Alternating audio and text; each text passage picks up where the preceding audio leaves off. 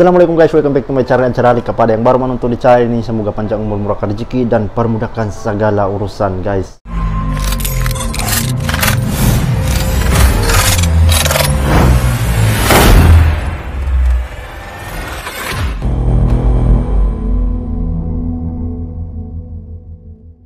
Jadi sekarang saya akan membuat reaction tentang berita militer terbaru. Wow. Di sini dia punya tajuk 27 negara bersatu bantu Ukraina lawan Rusia. Indonesia pilih jalur lain guys. Itu dia punya tajuk. Jadi kita tengok sama-sama. Indonesia, memang Indonesia yang akan terbaik. Dia pilih jalur lain guys. Wow. Sebelum itu guys, siapa yang belum subscribe, tekan tombol merah supaya tidak ketinggalan saya punya video-video seterusnya. Kita tengok tentang Rusia, dia macam mana dia punya pembahasannya dengan Ukraina guys. Jadi di sini ada nama pula tersebut nama-nama Indonesia yang negara adalah negara terbaik. Oke guys, tanpa buang waktu kita lanjut ke video dia dalam kiraan 3, 2, 1. Oke guys, ini dia. Wow. Anak bangsa guys. Saya ambil video ini daripada Anak Bangsa. Jangan lupa juga subscribe channel Anak Bangsa. Sebab di sini banyak yang berita-berita terkini dan berita-berita Indonesia dan maupun luar negara guys. Jadi kita perlu subscribe baru kita nampak kemana ke pembahasan dia. Anak Bangsa guys. Wow. 27 negara bersatu membantu Ukraina melawan Rusia. Indonesia menempuh jalan lain untuk meredakan konflik. Ya, invasi Rusia ke wilayah Ukraina telah memasuki hari ketiga. Serangan terus dilancarkan pasukan militer Rusia ke beberapa kota di Ukraina. Konflik yang semakin memanas tersebut membuat 27 negara akhirnya memutuskan untuk terlibat. Mereka kompak dengan memasok senjata dan peralatan medis untuk Ukraina. Negara-negara termasuk Inggris, negara-negara Eropa lainnya dan juga Amerika Serikat. Lalu lantas bagaimana dengan Indonesia? Sky News melaporkan pada Sabtu 26 Februari 2022 bahwa Menteri Pertahanan Inggris Ben Wallace baru saja menyelenggarakan konferensi donor bantuan militer yang diadakan secara virtual.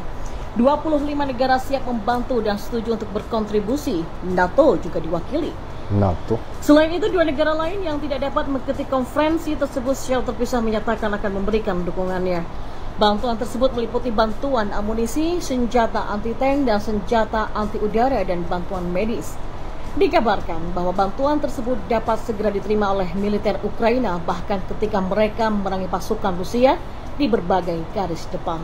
Sky News juga mendapatkan kabar bahwa negara-negara yang sebelumnya menentang guys, dia punya lawan negara dengan negara Ukraina kini telah memutuskan untuk melakukan menyusul keputusan Presiden Rusia Vladimir Putin untuk menyerang tetangganya. Negara-negara penyumbang termasuk negara-negara yang bukan bagian dari aliansi pertahanan NATO. Tidak jelas senjata apa yang akan dikirim, tetapi koresponden Sky Eropa Adam Parsons mengatakan pada Sabtu pagi bahwa Belanda mengirimkan 200 rudal Stinger. Tembakan keras dan ledakan terdengar di Kiev semalam dan pertempuran pecah di berbagai kota di Ukraina saat invasi memasuki hari ketiga. Bentrokan juga sedang berlangsung di kota-kota Mariupol, Kherson, Mykolaiv dan juga Odessa. Militer Rusia mengatakan telah mengambil alih Melitopol, sebuah kota di wilayah Zaporizhzhia Selatan. Tetapi Menteri Angkatan Bersenjata Inggris James Heappey mengatakan kepada Sky News bahwa kota itu masih di tangan Ukraina. Oh, iya, masih di tangan Ukraina. Presiden Ukraina sendiri Volodymyr Zelensky pada Sabtu pagi berjanji pasukan mereka akan terus berjuang dan menolak klaim berita palsu yang menyatakan dia meminta agar rakyat menyerah. Bantuan tambahan datang setelah NATO mengumumkan akan mengerahkan lebih banyak pasukan ke Eropa Timur. Tidak seorang pun boleh tertipu oleh rentetan kebohongan pemerintahan Rusia, kata aliansi itu dalam sebuah pernyataan bersama setelah pertemuan virtual yang dipimpin oleh Sekretaris Jenderal Jens Stoltenberg pada hari Jumat. Kami sekarang membuat pengerahan pasukan pertahanan tambahan yang signifikan ke bagian timur aliansi, kata pernyataan itu. Sebagai catatan, Ukraina bukan bagian dari aliansi dan oleh karena itu anggota lain tidak berkewajiban untuk mempertahankannya jika diserang. Pemerintah Indonesia juga turun tangan untuk menghentikan perang tersebut. Pemerintah Indonesia lewat Kemenlu meminta Dewan Keamanan PBB untuk mengambil langkah nyata guna mencegah memburuknya situasi di Ukraina menyusul serangan militer dari Rusia. Indonesia meminta agar situasi ini dapat segera dihentikan dan semua pihak agar menghentikan permusuhan serta itu yang terbaik guys. Itulah Indonesia memang terbaik. Demikian bunyi pernyataan Kemenlu pada Jumat 25 Februari kemarin. Pemerintah meminta semua pihak menghormati tujuan dan prinsip piagam PBB dan hukum internasional termasuk penghormatan terhadap integritas wilayah dan kedaulatan. Pemerintah juga mengatakan serangan militer di Ukraina tidak dapat diterima karena membahayakan masyarakat setempat. Kemenlu juga sudah menyiapkan rencana evakuasi WNI yang berada di Ukraina. Diberitakan sebelumnya, Presiden Rusia Vladimir Putin pada Rabu 23 Februari 2022 mendeklarasikan perang dengan Ukraina menurut laporan dari New York Post. Putin mengklaim Rusia telah melakukan operasi militer khusus untuk mendemilitarisasi Ukraina. Tak lama setelah pidato Putin di televisi yang ditayangkan sebelum pukul 6 pagi waktu setempat, suara ledakan terdengar di Kramatorsk, Ukraina dan diikuti laporan suara ledakan atau tembakan artileri di Kharkiv, Odessa, Mariupol, dan ibu kota Kiev. Semuanya adalah kota besar di Ukraina. Putin mengatakan Rusia tidak berniat menduduki Ukraina dan menyalahkan pemerintah negara tetangganya itu atas potensi pertumpahan darah. Dia mengancam negara-negara yang mencoba mengganggu tindakannya bakal menghadapi konsekuensi yang belum dilihat. Dalam pidatonya, Putin berbicara kepada pasukan Ukraina, mendesak mereka untuk meletakkan senjata. Ya, betul. Angkatan bersenjata Rusia memiliki lebih banyak senjata dan memiliki kekuatan udara yang lebih kuat. Lalu, sesulit apa Ukraina mempertahankan diri setelah Rusia memulai serangan? Ukraina kalah dari sisi senjata dan kalah dalam jumlah di segala lini karena Presiden Rusia Vladimir Putin telah melakukan investasi yang signifikan dalam modernisasi angkatan bersenjatanya. Dr. Jack Watling dari Royal United Service Institute mengatakan, menurut saya Ukraina berada dalam posisi yang sangat sulit.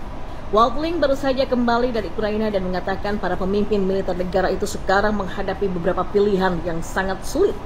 Para pejabat negara barat memperkirakan Rusia memiliki hingga 190.000 tentara di perbatasan Ukraina.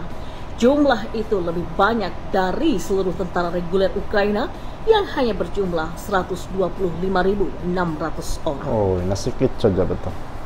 Pasukan Rusia sudah melintasi perbatasan dari berbagai penjuru. Asap hitam pun terus mengepul dari bandara militer di Chushev dekat Kharkiv pada Kamis 24 Februari kemarin. Ukraina bakal kesulitan untuk mempertahankan wilayah sepanjang ribuan kilometer di perbatasannya dari Belarus di utara sampai ke Crimea di selatan. Jika wilayah Ukraina diibaratkan sebuah jam, maka Rusia bisa melakukan serangan dari arah pukul 10 pagi hingga pukul 7. Ya, Ben Barry dari International Institute of Strategic Studies atau IISS sekaligus mantan Brigadir Angkatan Darat Inggris mengatakan itu adalah posisi yang sangat sulit bagi pihak yang bertahan. Selain itu, Ukraina juga sudah terancam dari berbagai arah dan kekuatan mereka tersebar cukup tipis, kata Jack Watling dari Royal United Service Institute atau RUSI. Perbedaan nyata antara pasukan Rusia dan Ukraina ada di udara. Ukraina memiliki 105 pesawat tempur di perbatasan, sementara Rusia memiliki 30, kata Watling. Dia memprediksi Rusia akan sangat cepat unggul di udara. Sistem pertahanan udara canggih Rusia seperti rudal S-400 juga memberikan keuntungan bagi pasukannya. Dan sebaliknya, Ukraina memiliki pertahanan udara yang lebih tua dan lebih terbatas. Watling memberikan contoh, Israel mampu mempertahankan diri dari berbagai arah, namun dia menambahkan hal itu hanya bisa dilakukan karena keunggulannya di udara. Itulah yang tidak dimiliki oleh Ukraina. Moskow sendiri telah mengembangkan doktrin shock and wave versi mereka sendiri dengan artileri roket jarak jauh dan rudal yang terintegrasi, kata Ben Barry. Hal ini memungkinkan Rusia untuk menyerang pusat komando dan kontrol Ukraina, depot amunisi, angkatan udara, dan juga pertahanan dari jauh. Oke guys, kita sudah tengok dia punya pembahasan tentang 27 negara yang akan membantu ke Ukraina. Bagi saya itu Indonesia mungkin tak akan dia terburu-buru ataupun dia tak akan pergi Ukraina. Sebab Indonesia ini memang dia rapat dengan Rusia guys. Mungkin tengok itu Indonesia dia akan pikir macam mana cara untuk menghentikan pergaduhan itu. Itu yang terbaik guys. Kita sudah dengar dia punya pembahasan. Rusia dia bukan main-main guys. Dia punya askar terlampau banyak. Dia punya negara terlampau besar. Jadi setakat memang kasihan itu Ukraina guys. Negara akan membantu dengan dia mungkin tak akan dapat kalah itu Rusia. Rusia memang besar dan kuat guys. Dia punya senjata askal dia. Susah mau kalah. Oke guys, itu saja daripada saya. Siapa yang belum subscribe tekan tombol merah supaya tidak ketinggalan saya punya video-video seterusnya. Banyak lagi video-video daripada saya. Kita jumpa video akan datang. Bye bye.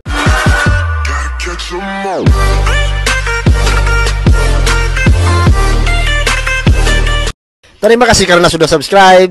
Jangan lupa tekan tombol lonceng.